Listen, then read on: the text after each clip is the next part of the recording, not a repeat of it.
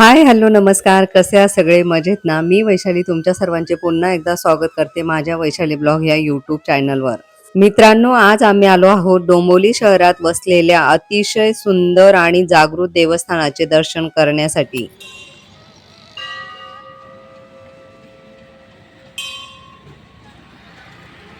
डोंबिवली पूर्व येथील MIDC परिसरात असलेले हे सिद्धिविनायक मंदिर. हे बाप्पाचे मंदिर केवळ डोंबिवलीकरांचेच नव्हे तर संपूर्ण परिसरातील भाविकांचे एक मुख्य श्रद्धास्थान बनले आहे.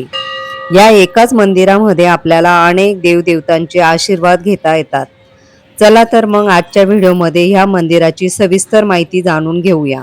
सर्वांनी हा व्हिडिओ शेवटपर्यंत आवर्जून बघा आणि व्हिडिओ आवडल्यास माझ्या चॅनलला लाईक, शेअर, सबस्क्राईब नक्की करा. ओम गण गणपते नमः. गणपती बाप्पा मोरया, मंगलमूर्ती मोरया. डोंबिवली पूर्व येथील MIDC परिसरात वसलेले हे बाप्पाचे मंदिर अत्यंत निसर्गरम्य आणि शांत परिसरात आहे. मंदिरात प्रवेश करता शांत, प्रसन्न आणि भक्तिमय वातावरण मनाला एक वेगळी सकारात्मक ऊर्जा देते. घंटानाद, मंत्रोच्चार आणि धुपाचा सुगंध प्रत्येक भक्ताला भक्तीमध्ये तल्लीन करून टाकतो. मंदिरातील प्रसन्न वातावरण भाविकांना मंत्रमुग्ध करते. मित्रांनो, ह्या मंदिराची रचना अतिशय सुंदर आहे.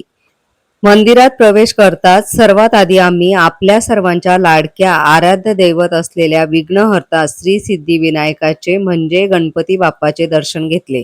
गणपती बाप्पा मोरया, मंगलमूर्ती मोरया. या मंदिरातील मुख्य आकर्षण म्हणजे श्री सिद्धिविनायक गणरायाची देखणी आणि मनमोहक मूर्ती. सर्वात आधी बाप्पाचे मन भरून दर्शन करून घेतले. बाप्पाचे दर्शन करून झाल्यानंतर मन खूप प्रसन्न झाले होते. मित्रांनो, बाप्पाच्या दर्शनाने दिवसाची सुरुवात एकदम छान आणि प्रसन्न झाली होती. अशी श्रद्धा आहे की येथे मनापासून प्रार्थना केल्यावर बाप्पा सर्व भक्तांच्या मनोकामना पूर्ण करतात, संकटे दूर करतात आणि सर्वांच्या जीवनात सुख, समृद्धी, आनंदाचा आशीर्वाद देतात. मित्रांनो, ह्या मंदिराचे सर्वात मोठे आणि खास वैशिष्ट्य म्हणजे येथे केवळ गणपती बाप्पाचे नाही तर हिंदू धर्मातील अनेक प्रमुख देवी देवतांचे मंदिर एकाच ठिकाणी पाहायला मिळतात. म्हणजे एकाच ठिकाणी आल्यावर आपल्याला अनेक तीर्थक्षेत्रांचे दर्शन ह्याच मंदिरामध्ये घेता येतात.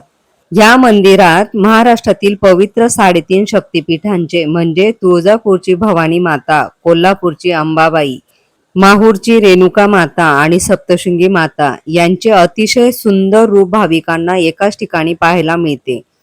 देवी भक्तांसाठी हे स्थान अतिशय पावन आहे. मित्रांनो, तुम्हाला जर 3.5 शक्तिपीठांचे दर्शन करायचे असेल तर तुम्ही या श्री सिद्धिविनायक मंदिराचे दर्शन नक्की घ्यायला या. तुम्हाला या मंदिरात आल्यावर 3.5 शक्तिपीठांचे दर्शन खूपच छान घेता येणार. मित्रांनो, या ठिकाणी नवरात्र उत्सव मध्ये आणि श्रावणामध्ये एकादशीला आणि इतर सणांच्या दिवशी या 3.5 शक्तिपीठांच्या देवींची मनोभावाने ओटी भरण्यासाठी खूप लांबून लांबून सुवासिन स्त्रिया येत असतात. पूजा आणि साडीचा खण अर्पण करण्याची जुनी व पवित्र परंपरा आहे. नवरात्रीच्या 9 दिवसांमध्ये या ठिकाणी भाविकांची मोठ्या प्रमाणामध्ये गर्दी होते. सणाच्या दिवशी सुवासिन स्त्रिया पारंपरिक पद्धतीने देवीला हिरवी साडी, खण, नारळ, तांदूळ, हळद, कुंकू आणि सुपारी अर्पण करतात आणि देवीची ओटी भरतात. यामुळे आपल्या घरामध्ये सुख, समृद्धी आणि आरोग्य नांदते अशी भाविकांची श्रद्धा आहे. नवरात्रीमध्ये मंदिरामध्ये केवळ ओटी भरणेच नाही तर अनेक विधी मोठ्या प्रमाणामध्ये पार पडतात. मित्रांनो, नवरात्रीच्या पहिल्या दिवशी शास्त्रोक्त पद्धतीने घटस्थापना केली जाते. 9 दिवस मंदिरामध्ये अखंड नंददीप चालतो. नवरात्रीच्या 5व्या आणि 8व्या दिवशी मंदिरामध्ये विशेष महापूजा आणि होम, हवन, यज्ञ आयोजित केले जातात. रोज संध्याकाळी स्थानिक महिला मंडळ आणि भजनी मंडळातर्फे देवीची गाणे गायले जातात. कीर्तन, भजन, गोंधळ आणि आरतीचे आयोजन इथे केले जाते. दसऱ्याच्या दिवशी सिद्धिविनायकाला आणि देवीला सोन्याचे प्रतीक म्हणून आपट्याची पाने वाहून उत्सवाची सांगता केली जाते. विविध सांस्कृतिक स्पर्धा, संगीत इत्यादी कार्यक्रम या ठिकाणी आयोजित करतात. श्री सिद्धिविनायक मंदिरामध्ये आम्ही 3.5 शक्तिपीठांचे दर्शन घेतले. 3.5 शक्तिपीठांचे दर्शन घेताना आम्ही हळद, कुंकू, अक्षता लावून आणि खणा नारळाने आम्ही सर्व देवींच्या ओट्या भरून घेतल्या. आज एकाच ठिकाणी आम्हाला सर्व शक्तिपीठांचे दर्शन झाले होते.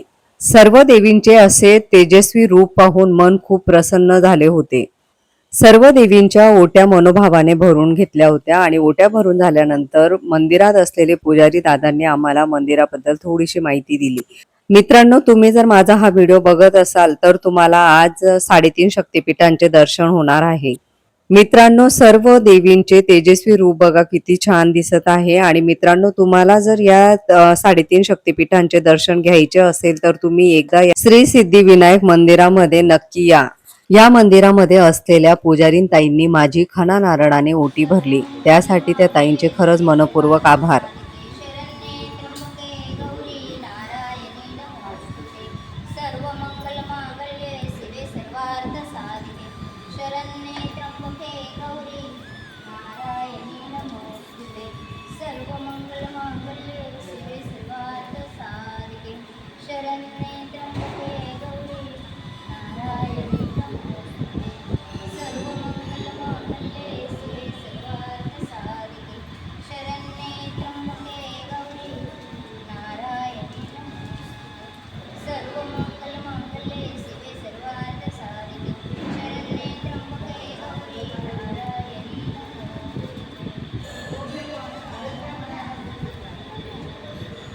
साडेतीन शक्तिपीठांचे दर्शन करून झाल्यानंतर पुजारींताईंनी माझी ओटी भरली आणि ओटी जेव्हा भरली तेव्हा मला असं वाटलं की मला सर्व देवी देवतांचे आशीर्वाद मिळाले. पुजारींताईंनी यांना श्रीफळ प्रसाद म्हणून दिले, त्यासाठी ताईंचे मनपूर्वक आभार मानते.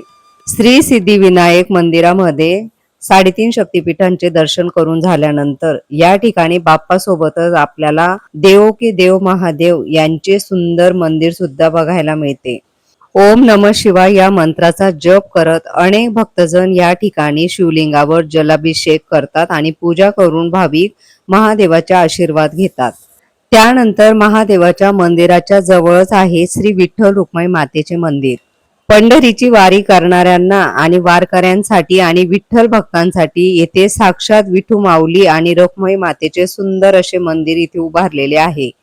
विठ्ठल आणि रुक्माई मातेची मूर्ती इतकी सुंदर आहे की पाहताच मुखातून हरी विठ्ठलाचा गजर निघतो.